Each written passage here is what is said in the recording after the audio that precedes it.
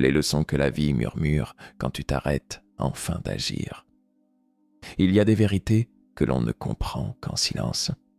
Quand le vacarme du monde se calme et que plus rien ne détourne notre attention de ce qui vit en nous, c'est là que la vie commence à parler. Et elle ne parle jamais avec des mots. Elle parle avec la douleur, avec la joie, avec le vide, avec l'attente. Et parfois, elle parle avec l'écho du passé que tu n'arrives pas à lâcher. La première leçon, tu peux recommencer à n'importe quel moment. Non, ce n'est pas qu'une phrase de motivation, c'est une réalité intérieure. Tant que tu es vivant, tu as le droit, et même le devoir, de choisir une autre voie, de sortir du cercle qui t'étouffe. Tu n'as pas été créé pour vivre dans une boucle de regrets et de demi-vérités. Tu es né pour apprendre, tomber, guérir et recommencer plus fort. Mais attention, tu n'apprendras jamais rien tant que tu crois tout savoir. C'est quand tu tombes, quand tu échoues, que les vraies leçons s'écrivent. Pas sur le papier, mais dans ton âme. Le monde est plein de gens qui parlent de résilience sans jamais avoir connu la tempête. Mais toi, tu sais ce que c'est que de te lever sans énergie, de sourire alors que ton cœur est vide, d'avancer alors que tu ne sais même plus pourquoi. Et pourtant, tu continues, parce que quelque chose en toi refuse de mourir. Chaque personne dans ta vie t'enseigne quelque chose. Les gentils t'enseignent l'amour. Les manipulateurs t'apprennent les limites. Et les absents, ils t'apprennent que ta présence à toi-même est plus précieuse que la compagnie des autres. Tu dois savoir cela. Ce n'est pas l'événement qui te change, c'est ce que tu décides d'en faire. Une trahison peut t'enfermer dans la colère ou t'ouvrir à la liberté. Une perte peut briser ton cœur ou briser ton attachement à l'éphémère. Tout dépend de ta posture intérieure. L'univers ne cherche pas à te punir. Il cherche à t'éveiller. Alors la vraie question, ce n'est pas « pourquoi moi ?» c'est « qu'est-ce que cette douleur essaie de me montrer ?» Car tant que tu refuses d'écouter, la vie répète la leçon. Elle te renverra les mêmes personnes, les mêmes déceptions, les mêmes blessures, sous d'autres formes, avec d'autres noms, jusqu'à ce que tu comprennes. Et une fois que tu comprends, la souffrance devient enseignement, et l'enseignement devient lumière. C'est là que tu redeviens libre. Apprends à t'aimer même quand personne ne le fait. Il y a une chose que l'on ne t'a jamais vraiment apprise à l'école, ni dans ta famille, ni dans les relations que tu as traversées. La valeur que tu portes ne dépend de personne. Tu peux passer des années à courir après l'amour, l'approbation, l'attention. Tu peux tout donner, te plier, t'adapter, t'écraser. Et pourtant, tu verras, ce ne sera jamais assez pour ceux qui ne savent pas voir. Pourquoi ? Parce que leur regard n'a jamais été un miroir fiable. Et pourtant, tu continues à t'y refléter. La vérité est là. Tant que tu ne reconnais pas ta propre lumière, tu la chercheras dans les yeux des autres. Et crois-moi, tu t'y perdras. Tu feras de la validation un besoin vital, comme l'air que tu respires. Mais l'air des autres n'est pas fait pour toi. Il ne t'alimente pas, il t'étouffe. C'est ici que la solitude devient sacrée. Pas la solitude subie, mais celle que tu choisis. Celle où tu fermes la porte à ce qui te diminue. Celle où tu retires ta présence de la table où tu n'es plus respecté. Celle où tu dis « je mérite mieux », même si pour l'instant, cela veut dire être seul. Et dans ce vide, quelque chose naît, quelque chose d'indestructible, ta dignité. Ce mot qu'on n'utilise plus beaucoup, mais qui est la colonne vertébrale de toute vie en paix. La dignité, c'est dire non quand ton cœur crie oui. C'est quitter une relation quand ton âme crie danger. C'est refuser de brader ton silence pour un peu d'attention. Tu crois que l'amour doit te compléter. Tu te trompes. Il doit t'élever, pas te réparer. Si tu es brisé, personne ne peut te recoller. Et ce n'est pas une faiblesse, c'est un appel à te rencontrer, enfin, à redevenir ton propre refuge, ton propre feu. Tu n'as pas à mendier la présence de qui que ce soit. Tu n'as pas à te justifier d'exister.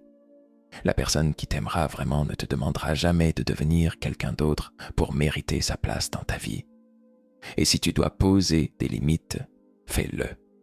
Si cela les fait te fuir, c'est que tu n'étais qu'une option. Et toi, tu vaux plus qu'une option. Oh. Souviens-toi, ce n'est pas l'amour que tu donnes qui te définit. C'est celui que tu acceptes de recevoir. Et parfois, dire non à une relation, c'est dire oui à toi-même, oui à ta paix, oui à ton espace, oui à ton évolution. Le silence des autres ne doit plus couvrir ta propre voix. La seule personne que tu dois apprendre à aimer inconditionnellement, c'est toi-même. Là où commence la paix, le pouvoir de ne pas réagir, il y a une force silencieuse que peu de gens cultivent. Elle ne fait pas de bruit, ne frappe pas du poing, ne cherche pas à avoir raison. Et pourtant, c'est elle qui transforme les tempêtes en brises légères. Cette force, c'est le pouvoir de ne pas réagir. Tu crois peut-être que la puissance se mesure à ta capacité à répondre, à te défendre, à riposter. Mais la véritable force, elle, commence quand tu choisis de ne pas être esclave de ce qui t'énerve. Chaque fois que tu réagis avec impulsivité, que tu réponds sous l'effet de la colère ou de la peur, tu abandonnes le gouvernail de ton navire. Tu laisses une émotion passagère décider de ta direction. Et parfois, cette direction mène au naufrage. Maîtriser ces émotions ne signifie pas les refouler. Cela veut dire les reconnaître, sans leur obéir. Quelqu'un t'humilie, tu n'as pas à prouver ta valeur. Quelqu'un te blesse, tu n'as pas à blesser en retour. Celui qui te fait du mal porte en lui sa propre prison. Ne t'y enferme pas avec lui. Il faut parfois plus de courage pour se taire que pour parler. Plus de sagesse pour sourire que pour se venger. Et plus de maturité pour s'éloigner que pour s'imposer. Tu n'es pas faible parce que tu pardonnes. Tu es fort parce que tu refuses que la haine prenne racine dans ton cœur. Tu n'es pas lâche parce que tu ne réagis pas. Tu es maître de toi. Et ça, c'est un art que peu de gens apprennent vraiment. Car la vérité, c'est que nous vivons dans une époque où tout le monde veut avoir raison. Mais très peu cherchent à être en paix. On t'a peut-être appris que garder ton calme, c'est laisser passer. Que ne pas te défendre, c'est te faire marcher dessus. Mais ce que tu laisses passer ne t'atteint plus. Et ce que tu refuses de nourrir en toi meurt de faim. Il n'y a rien de plus puissant qu'une personne en paix dans un monde en guerre. Ce n'est pas l'absence de chaos autour de toi qui définit ton équilibre. C'est la capacité à ne pas devenir le chaos toi-même. Ta réaction, c'est ton choix. Ton calme, c'est ta puissance.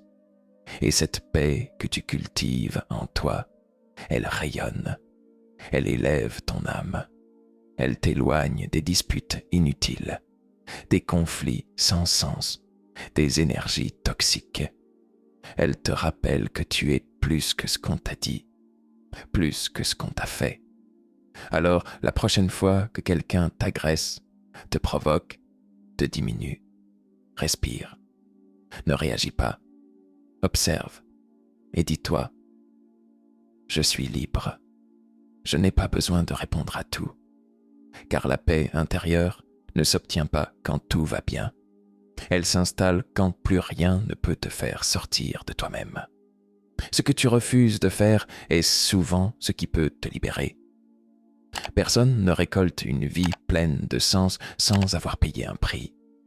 Tu vois, la discipline n'est pas une punition. C'est un langage, un dialogue entre toi et la version de toi que tu veux devenir. Et dans cette conversation, chaque action que tu choisis aujourd'hui écrit la qualité de ton futur. Le problème, c'est que nous vivons à une époque où tout doit être rapide, fluide, agréable.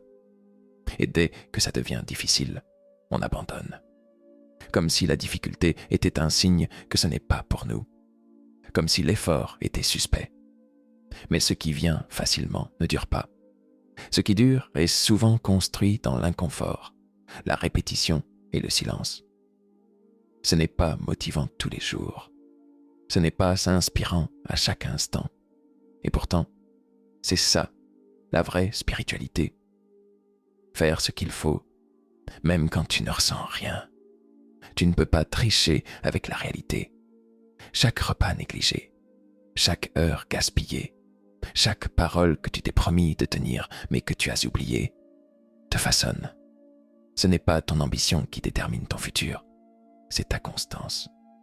Beaucoup veulent changer leur vie, mais très peu veulent changer leur habitude. Le sacrifice, ce n'est pas un mot à craindre, c'est une porte. La porte vers un monde où tu remplaces les plaisirs à court terme par des choix alignés à long terme. Oui, tu sacrifies un peu de confort, mais tu gagnes en paix. Oui, tu sacrifies des distractions, mais tu récupères ton pouvoir. Le monde extérieur n'a pas besoin de plus de bruit. Il a besoin de gens qui tiennent parole envers eux-mêmes. Quand tu fais des promesses aux autres, tu veux les honorer. Mais combien de fois as-tu manqué à celles que tu t'es faites à toi-même?